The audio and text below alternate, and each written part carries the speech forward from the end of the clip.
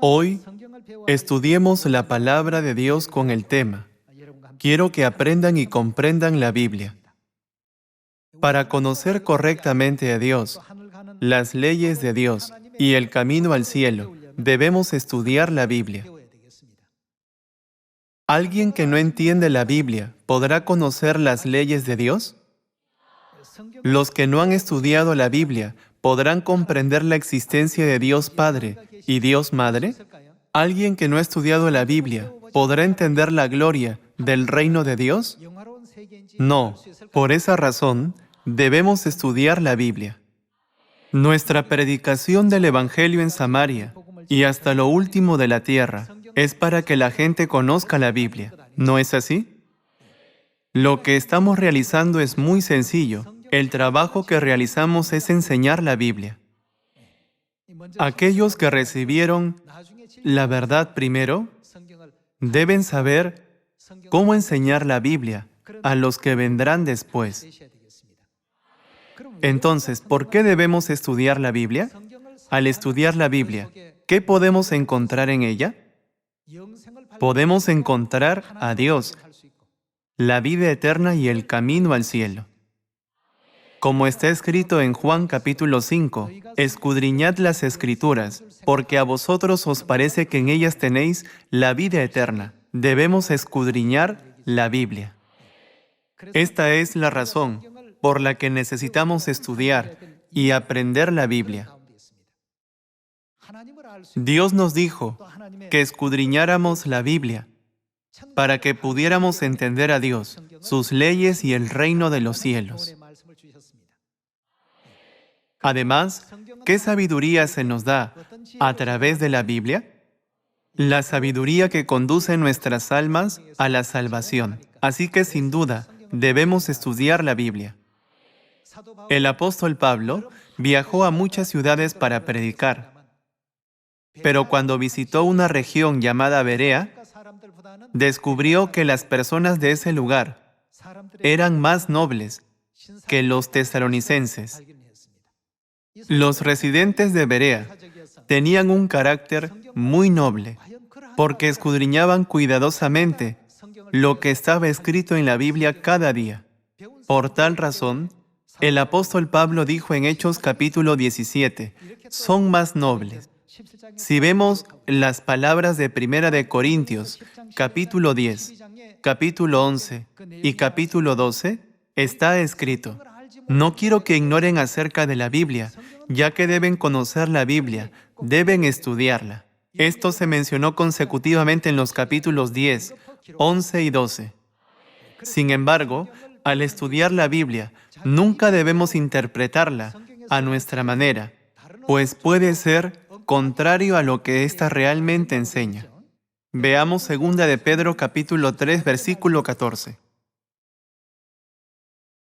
Por lo cual, oh amados, estando en espera de estas cosas, procurad con diligencia ser hallados por Él sin mancha e irreprensibles en paz.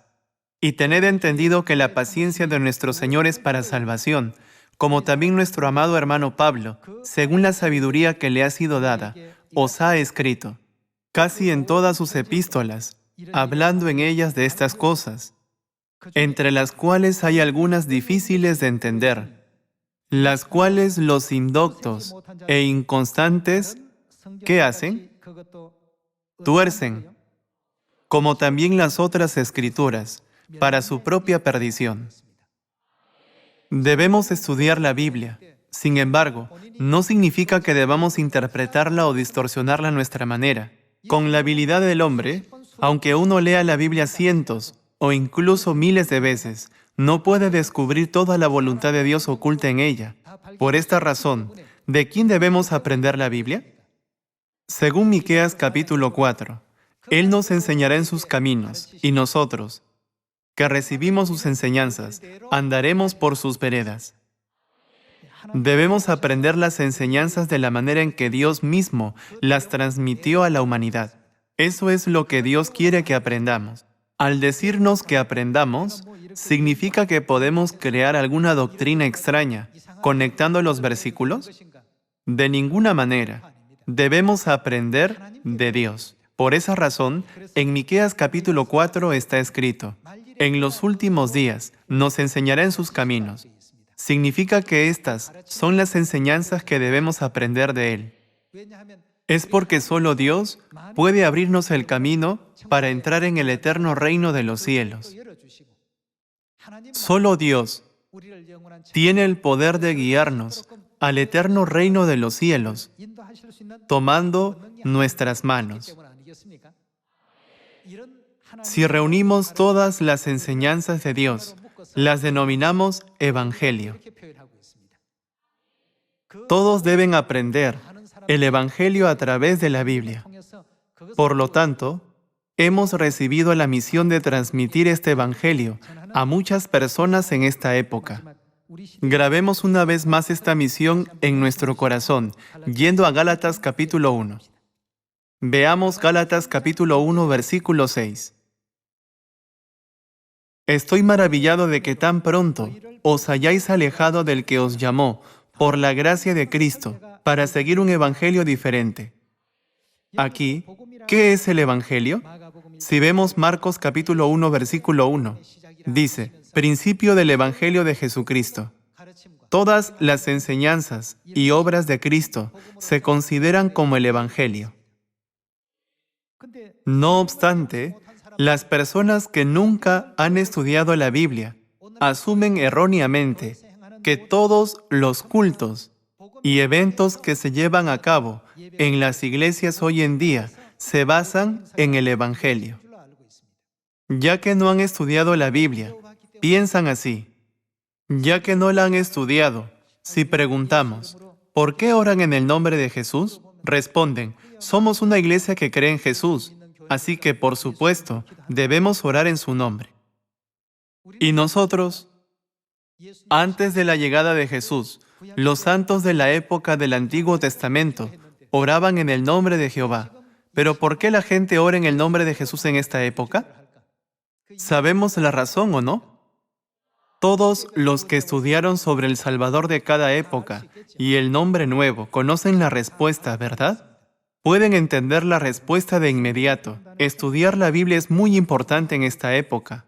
Por ese motivo, debemos escudriñar lo que Dios nos ha enseñado y agudizar nuestra capacidad de predicar, de manera que podamos difundir todas las enseñanzas de Dios en Samaria y hasta lo último de la tierra. Versículo 7. No que haya otro, sino que hay algunos que os perturban y quieren. ¿Hacer qué? Pervertir el Evangelio de Cristo. En lugar de recibir el Evangelio de Cristo, la gente está tratando de pervertirlo. Por eso, debemos estudiar la Biblia con diligencia y poner mucha atención a las enseñanzas de Dios. ¿Están de acuerdo? Continuemos con el versículo 8. Mas si aún nosotros, o un ángel del cielo, os anunciare otro evangelio diferente del que os hemos anunciado, ¿qué resultado se producirá? Será peor que no creer en Dios. Si uno predica un evangelio diferente, sea anatema. Versículo 9. Como antes hemos dicho, también ahora lo repito, si alguno os predica diferente evangelio del que habéis recibido, sea anatema. Pablo enfatizó esto una y otra vez. Reiteradamente, Pablo enfatizó esto. Debemos practicar nuestra fe y trabajar diligentemente solo por el Evangelio de Cristo que Dios nos ha concedido. ¿Qué sucederá con nuestra relación con Dios si trabajamos afanosamente por un Evangelio diferente que no es verdadero? Cuanto más trabajemos, más nos alejaremos de Dios, convirtiéndonos en sus enemigos. Ya que hay muchas razones por las que debemos estudiar la Biblia, necesitamos aprender a través de la Biblia. Si la Pascua del Nuevo Pacto y el día de reposo que estamos guardando ahora pertenecen al Evangelio de Cristo o no. Hoy, resolviendo estas preguntas una por una, seamos el pueblo de Dios que predique este Evangelio en Samaria y hasta lo último de la tierra. Veamos Marcos capítulo 1, versículo 1. Principio del Evangelio de Jesucristo, Hijo de Dios. Cuando Jesús comenzó a llevar a cabo el Evangelio, ¿cuál fue el primer ejemplo que nos mostró? Continuemos con el versículo 3. Voz del que clama en el desierto, preparad el camino del Señor, enderezad sus sendas.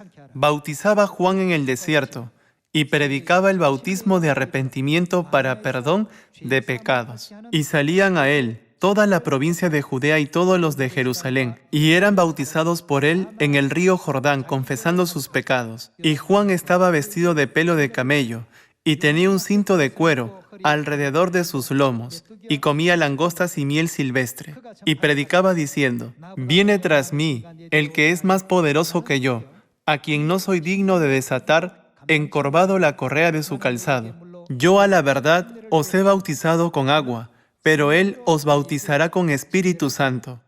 Aconteció en aquellos días que Jesús vino de Nazaret de Galilea y fue bautizado por Juan en el Jordán, y luego, cuando subía del agua.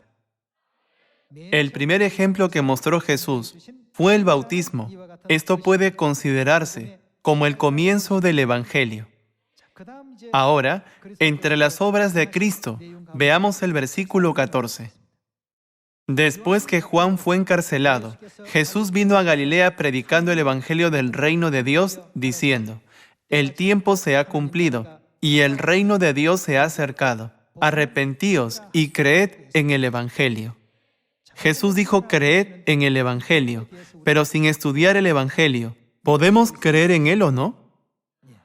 Marcos capítulo 1, versículo 21.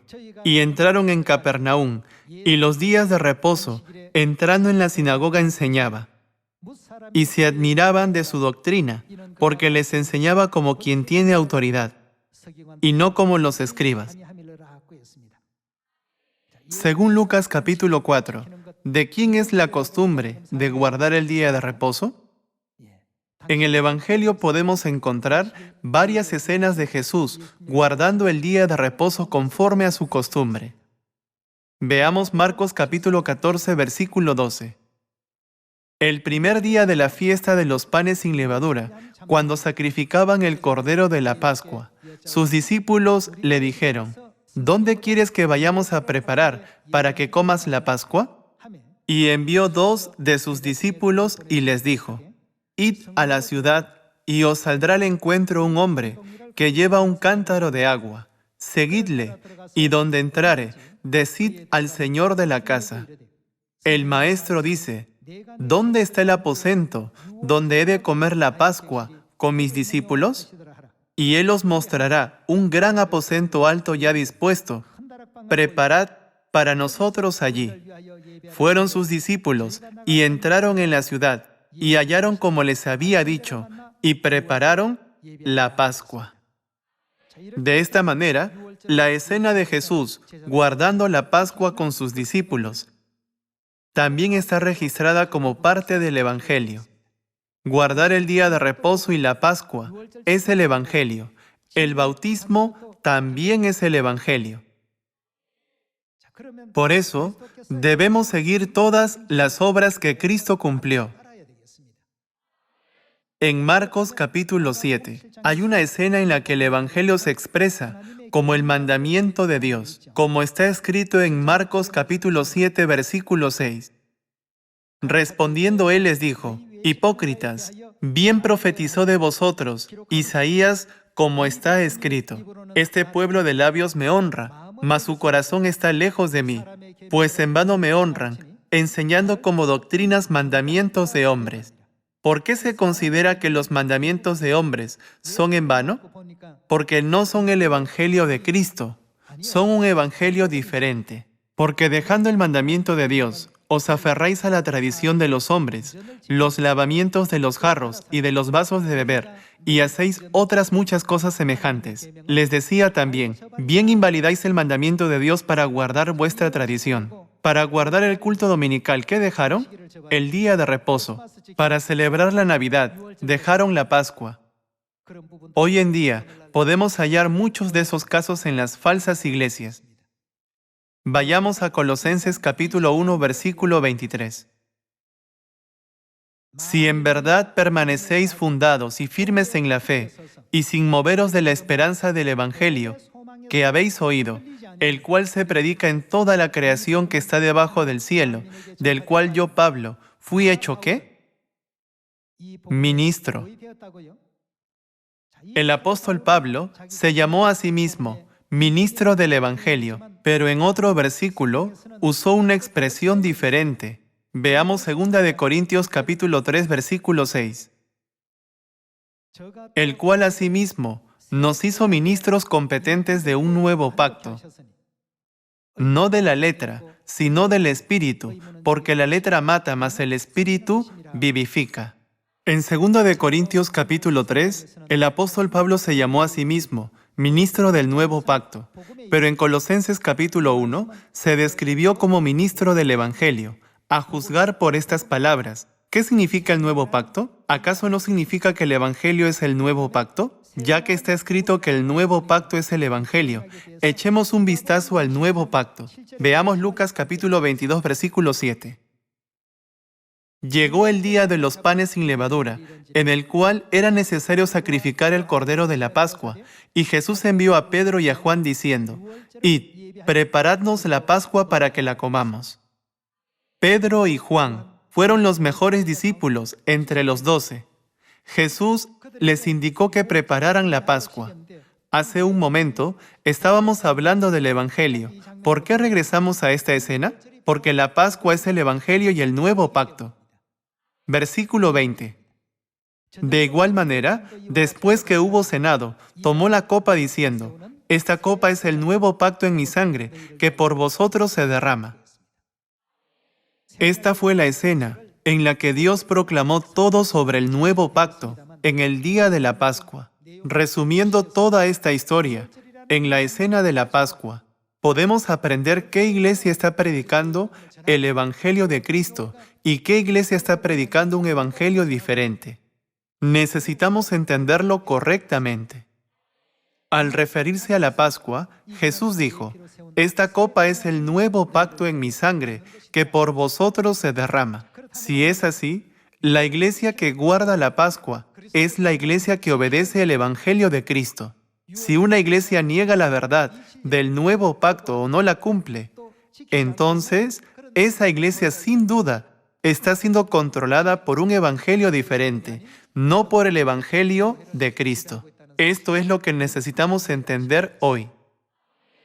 ¿Cuál es la promesa de Dios contenida en el Evangelio y qué papel juega el Evangelio? Vayamos a Efesios capítulo 3, versículo 6, y entendamos por qué Dios nos ordenó predicar el Evangelio, es decir, el nuevo pacto. Que los gentiles, por medio del Evangelio, los gentiles son personas que no creen en Dios. Incluso aquellos que no tenían fe pueden convertirse en herederos en Cristo Jesús a través del Evangelio si aceptan el nuevo pacto y viven de acuerdo con sus enseñanzas. Como está escrito, pueden convertirse en herederos dignos de heredar el reino de los cielos, miembros del mismo cuerpo con Cristo y copartícipes de la promesa. Versículo 7. Del cual yo fui hecho ministro, por el don de la gracia de Dios que me ha sido dado según la operación de su poder.